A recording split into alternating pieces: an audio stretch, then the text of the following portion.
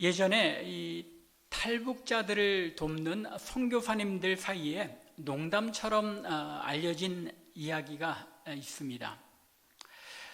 북한의 국가안전보위부라고 부르죠. 제가 기억하기로는 그렇게 부르는 걸로 알고 있는데, 이 국가안전보위부에서 예수 믿는 사람들, 즉 기독교인을 색출해내는데 세 가지 기준이 있다고 합니다.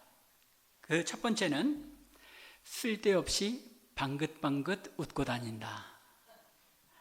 두 번째는 별일도 아닌데 고맙습니다 혹은 감사합니다 라는 말을 입에 달고 산다. 세 번째는 사랑합니다 라는 표현을 자주 사용한다. 비교적 정확한 기준이죠.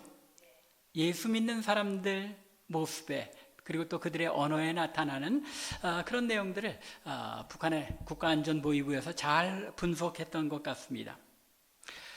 여러분들 가운데 북한에 가면 나는 기독교인이라는 게 단박에 탄로나겠다 하고 생각되시는 분들이 있습니까? 어떻습니까? 나는 북한에 가면 여지없이 가자마자 국가안전보위부에서 나를 잡아갈 것 같다.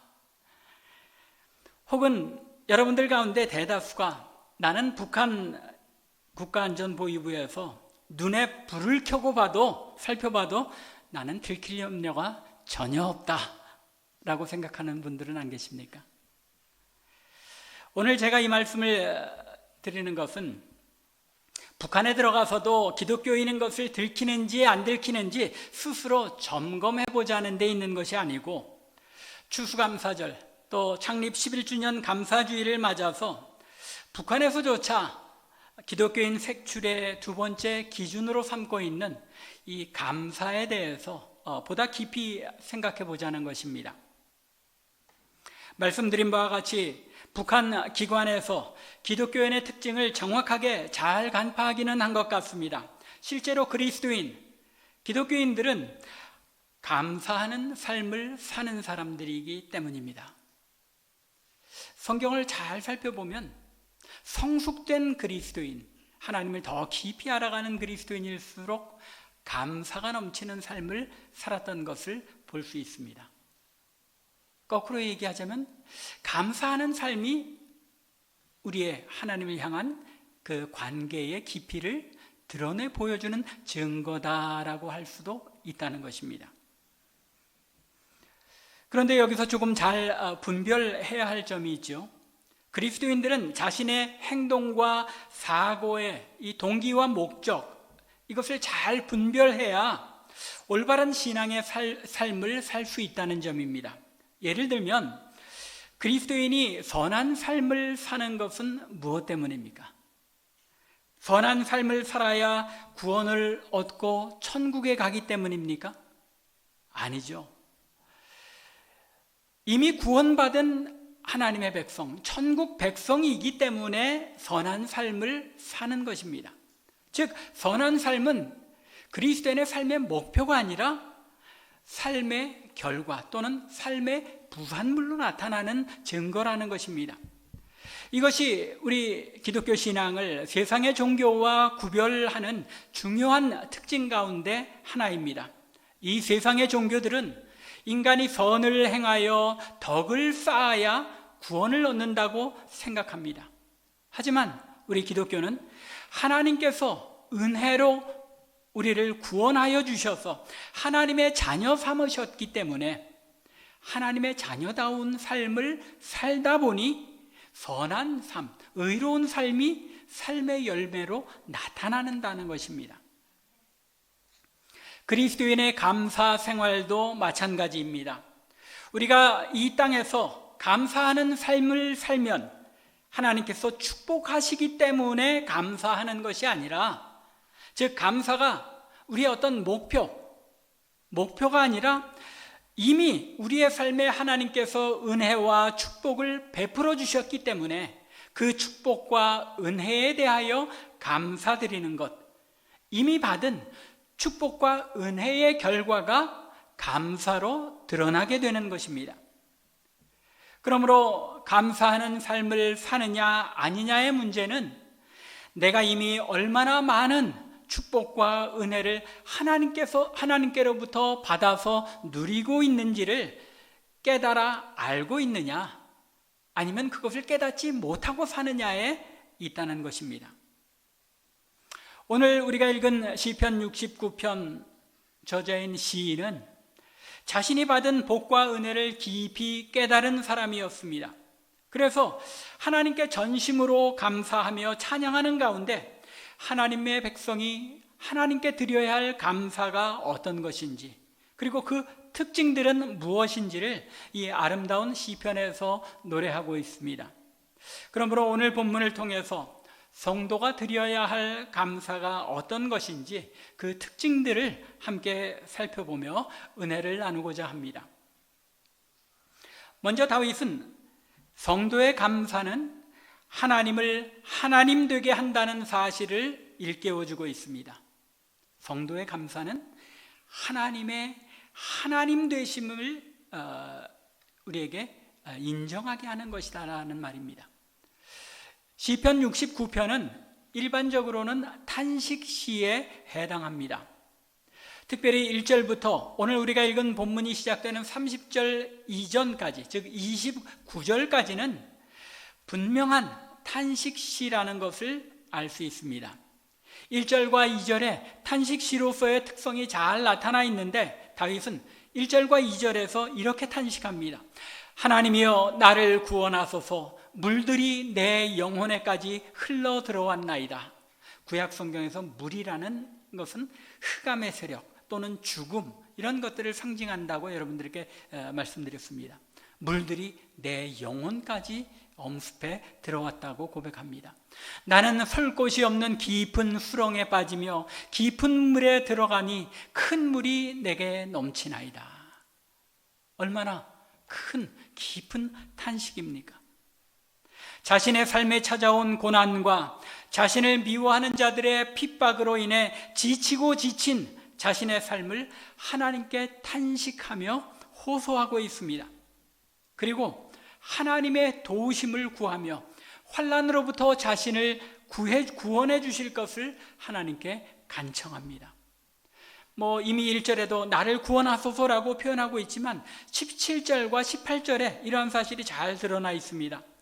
주의 얼굴을 주의 종에게서 숨기지 마소서. 내가 환난 중에 있사오니 속히 내게 응답하소서. 내 영혼에 가까이 하사 구원하시며 내 원수로 말미암아 나를 속량하소서. 나를 구원하소서, 나를 원수에게서 속량하소서라고 간절하게 간구하고 있는 것입니다. 절박한 상황 속에서 하나님께서 자신을 구원해 주시고 속량해 주시기를 간구하고 있는 것입니다. 그런데 놀라운 것은 이렇게 29절까지 절박한 상황에서 탄식하며 하나님의 도우심을 간구하던 이 탄식의 노래가 30절부터는 갑자기 변하여 감사의 찬양으로 변하고 있습니다. 무엇이 다윗으로 하여금 깊은 탄식으로부터 변하여 감사의 찬양을 노래하게 한 것입니까? 어떤 깨달음이 다윗에게 있었기에 이렇게 갑자기 탄식에서 감사 찬양으로 돌변하게 된 것입니까? 그것은 바로 하나님의 위대하심에 대한 깨달음이었습니다. 30절에서 다윗은 내가 노래로 하나님의 이름을 찬송하며 감사함으로 하나님을 위대하시다 하리니라고 선포하고 있습니다. 탄식하다가 갑자기 내가 하나님의 위대하심을 찬양하고 노래하리라라고 선포하고 있는 것입니다. 어떤 변화가 있는 것입니까? 하나님의 위대하심이 갑자기 다윗을 엄습해 왔다는 것입니다. 우리 한글 성경의 옛날 번역인 개역 한글 성경에서는 하나님을 위대하시다 하리니라는 이 부분을 하나님을 광대하시다 하리니라고 번역하고 있습니다. 저는 이 번역이 참 좋습니다.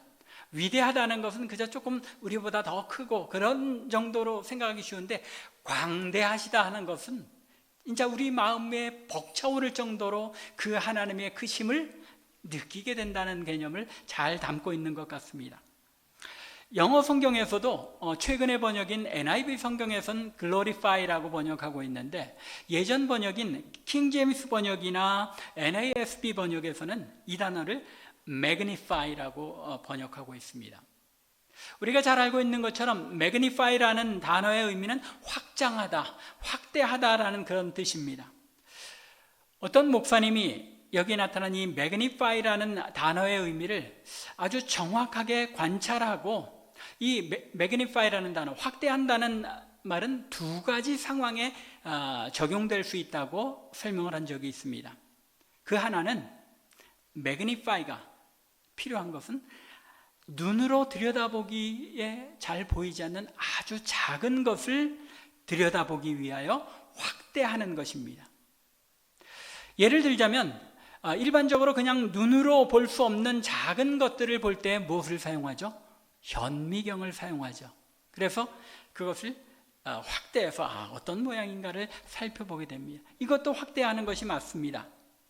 그런데 또 하나의 확대하는 방식이 있는데, 그것은 원래 크기가 작은 것이 아니라 너무나도 멀리 떨어져 있기 때문에 원래 그 모습은 큰데 그것을 정확하게 보지 못할 때 있는 그 크기의 모습을 보기 위하여 확대하여 들여다보는 것입니다.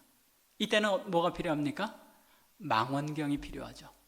현미경과 망원경의 그런 차이로 설명을 한 것입니다. 오늘 본문에서 다윗이 말하고자 하는 확대, 매그니파이는 이 후자에 해당하는 것으로 볼 수 있습니다. 다윗은 고난 가운데 원수의 핍박을 당하여 옴짝달싹할 수 없는 자신의 삶의 처지를 한탄하며 하나님 앞에 호소하는 가운데 하나님께 그 처지로부터 구원, 속량해 주시기를 간구하고 있었습니다.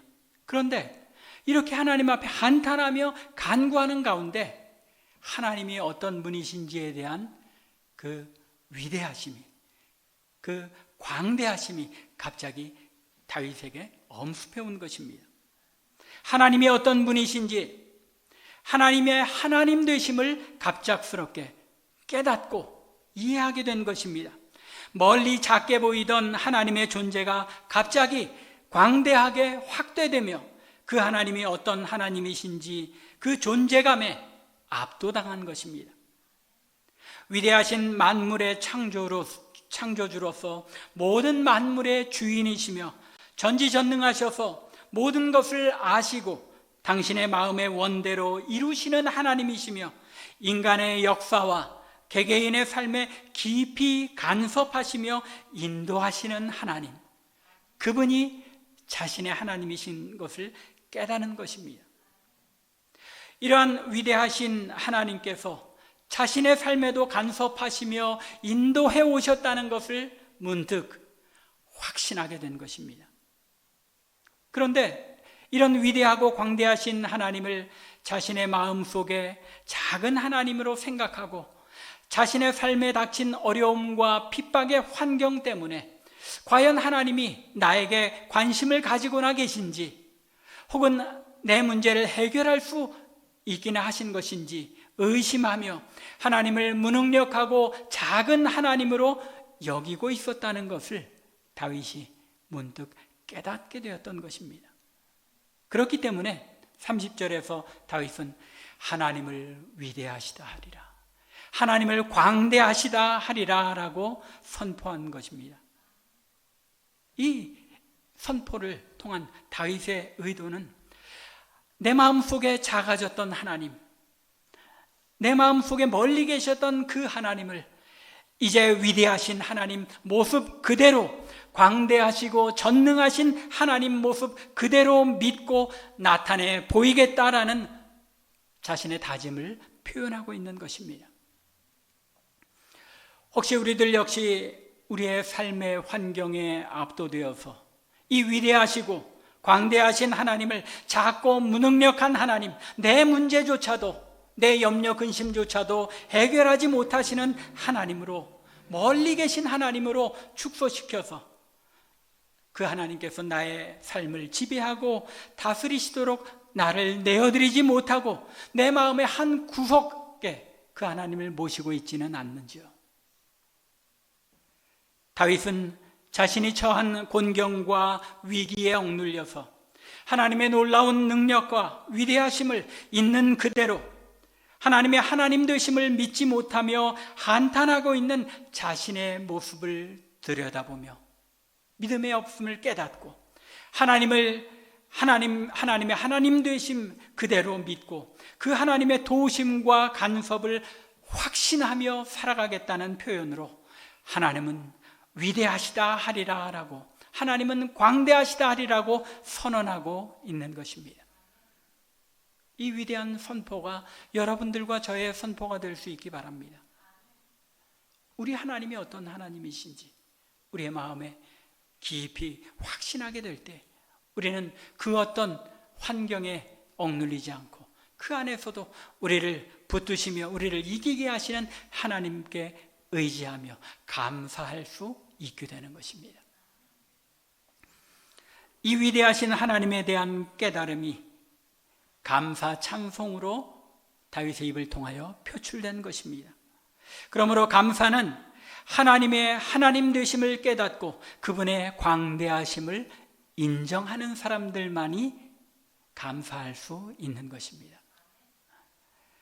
두 번째로 다윗은 감사는 하나님께서 주인이심을 나타내는 표현인 것을 우리에게 알려주고 있습니다. 하나님의 위대하심을 인정하며 그 위대하심을 나타내는 방법이 감사라는 것입니다.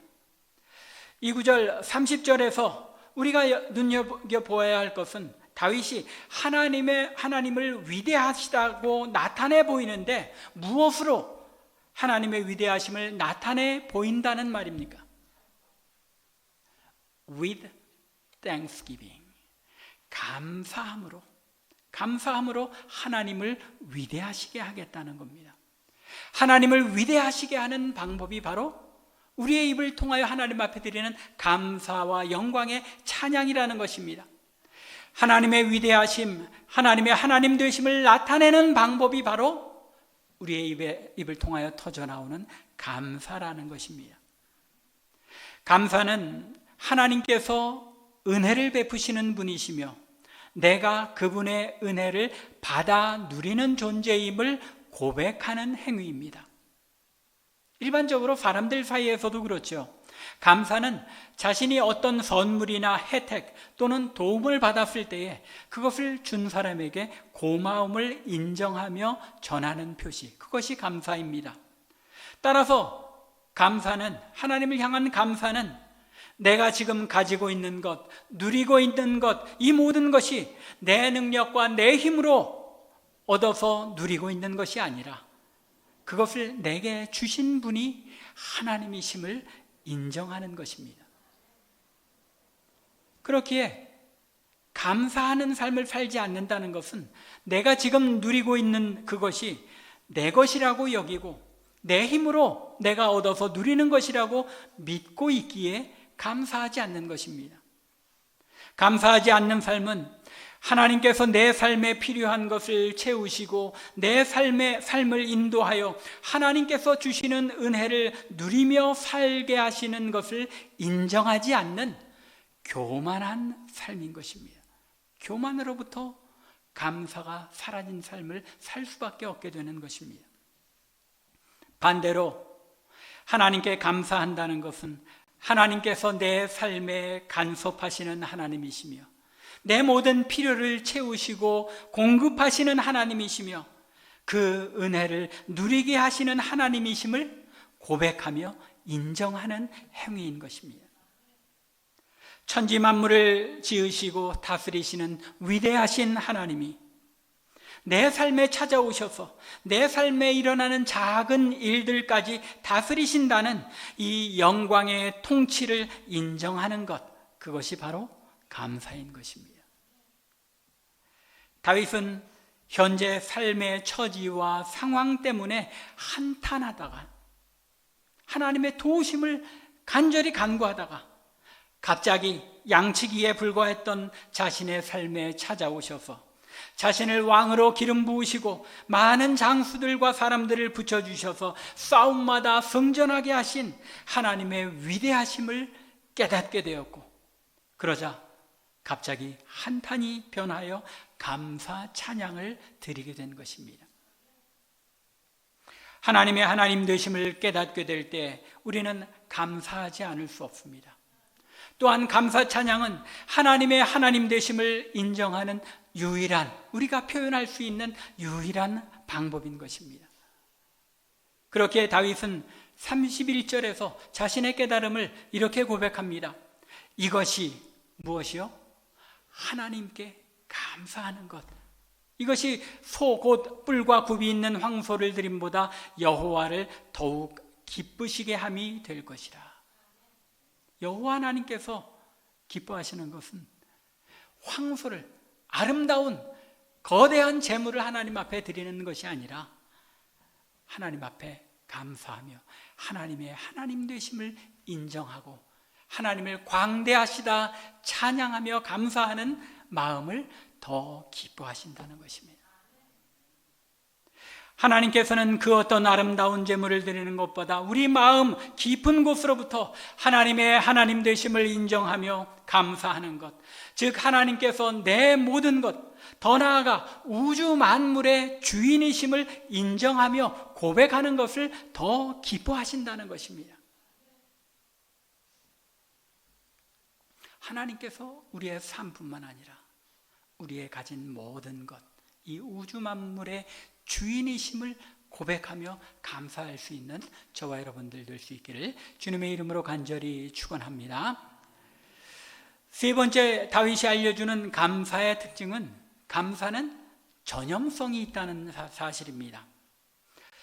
다윗은 감사를 통해 하나님의 하나님 되심을 인정하고 또 하나님께서 이것을 기뻐하신다는 사실이 드러나게 될 때에 어떤 놀라운 일이 일어나는지를 알려줍니다. 32절입니다. 곤고한 자가 이를 보고 기뻐하나니. 하나님께서 황소를 드리는 것보다 하나님의 위대하심을 찬양하며 감사하는 이것을 더 기뻐하신다는 사실을 보게 될 때에 곤고한 자들이 기뻐하게 된다는 것입니다. 하나님을 찾는 너희들아 너희 마음을 소생하게 할지어다. 다윗이 감사하는 것을 보고 그 감사의 결과로서 많은 곤고한 사람들이 또 우리 주변에 하나님을 찾는 사람들이 소생함을 얻는다는 것입니다. 하나님께서 황소를 제물로 드리는 것보다 감사 찬양을 더 기뻐하신다는 사실은 가난한 자들에게, 곤고한 자들에게 큰 위로를 준다는 것입니다. 저들은 하나님께 바치고 싶어도 바칠 제물이 없어 하나님께 나아가지 못한다고 절망하는 사람들입니다. 그런데 하나님께서 그 어떤 제물보다도 감사 찬양을 기뻐하시고 그것으로 하나님의 위대하심을 나타내는 것을 즐거워하신다는 사실을 깨닫게 되었을 때 여호와를 찾는 저들의 마음이 소생하게 된다는 것입니다. 소망을 얻고 생명을 얻게 된다는 말입니다. 여기에 소생한다는 것은 우리 한국어 사전 말 표현 그대로라면 죽었거나 혹은 거의 죽어가던 상태에서 다시 생명력을 회복하는 것을 뜻합니다. 영어로는 흔히 revive라는 단어로 번역되어 있는데 이 revive라는 단어에서 무엇이 나온 겁니까? 부흥, revival이 나온 겁니다. 부흥이라는 단어가 이 어원이 revive, 다시 생명력을 되찾다라는 의미가 있는데 오늘날은 이 부흥이라는 뜻이 참 왜곡되었죠. 부흥이라는 것이 꼭 사람들이 와글와글 모여서 북적북적 하면 그게 부흥인 것처럼 생각하고는 합니다. 그게 아니라 지난 수요일에도 말씀드린 것처럼 부흥이라는 것은 생명력을 잃어가고 활기를 잃고 무기력해졌던 우리의 영혼이 하나님 앞에서 다시 생명력을 회복하는 것이 부흥이라는 것입니다. 이런 부흥을 우리가 사모해야 하는 줄로 믿습니다. 우리 장로님께서도 기도 중에 언급하셨지만 우리 참빛교회 11년 동안 지난 세월들을 보면 여러분들이 지난 11년 동안의 이 참빛교회 공동체 생활 속에서 하나님을 더 깊이 알아가고 하나님의 백성의 삶이 어떤 것인지를 더 깊이 알아가는 가운데 자라가셨다면 여러분들은 소생케 된 것입니다. 우리 안에 하나님께서 영적인 깨달음과 성숙을 불러 일으키셨다면 그것이 곧 부흥인 줄로 믿습니다. 여하튼 곤고한 자들이 여호와 하나님께서 기뻐하시는 것은 황소를 제물로 드리는 거창한 제사가 아니라 마음 깊은 곳으로부터 하나님의 하나님 되심을 인정하며 감사의 찬양을 더 기뻐하신다는 사실을 알게 되었을 때에 그들의 마음에 생명력을 회복하고 그들도 감사할 수 있게 되어진다는 것입니다. 감사는 전염됩니다. 여러분 한 사람 한 사람이 감사하는 삶을 매일의 삶 가운데 살아드릴 때 여러분 주변에 있는 사람들도 이 감사에 전염되어 우리 하나님을 찬양하며 감사하는 자리로 나아가게 된다는 것을 아시기 바랍니다. 우리의 감사 생활이 이렇게 중요한 것입니다.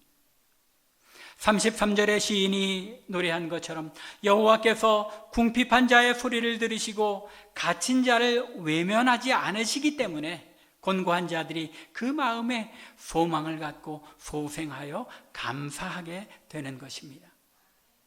이처럼 감사를 깨닫고 회복한 다윗으로 인하여 곤고한 자들 역시 소생케 되어 감사함을 누리는 삶으로 나아가게 된다는 것입니다.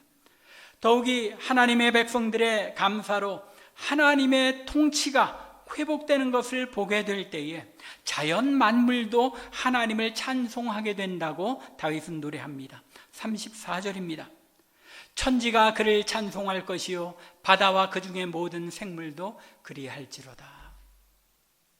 다윗이 하나님의 하나님 되심과 하나님이 온 우주 만물의 주인이시여 통치자이심을 깨닫고 감사하게 되었을 때 다윗의 삶 속에 하나님의 나라가 이미 임한 것입니다.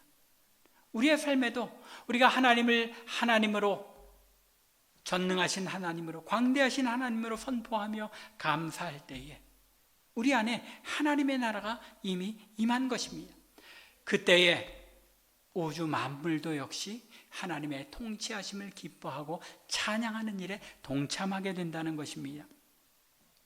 감사가 없는 삶, 탄식과 불평불만만 있는 삶에는 하나님의 다스리심이 없는 것입니다. 그래서 사도 바울도 로마서 8장 22절에서 사탄이 다스리는 이 세상에서는 피조물이 다 함께 탄식하며 함께 고통을 겪고 있는 것을 우리가 안다라고 고백하고 있는 것입니다.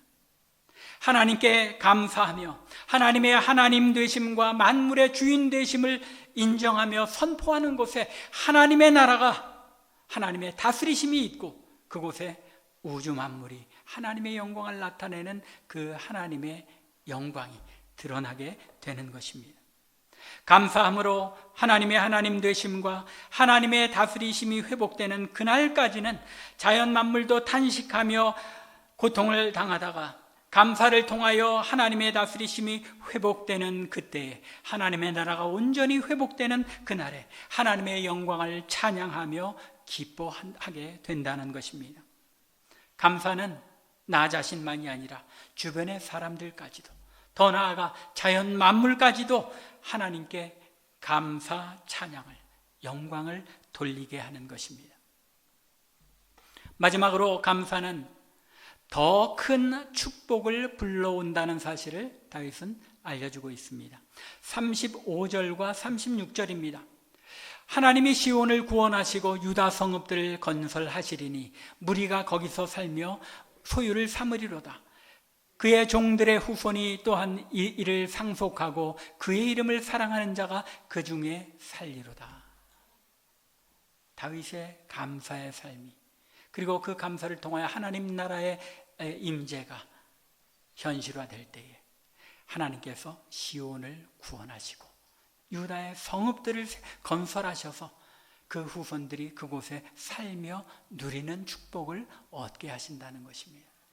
다윗은 자신의 세대만이 아니라 자신의 이후 세대까지 감사를 통하여 하나님의 나라가 이루어질 때 이루어지게 될 그 결과를, 그 축복을 노래하고 있는 것입니다.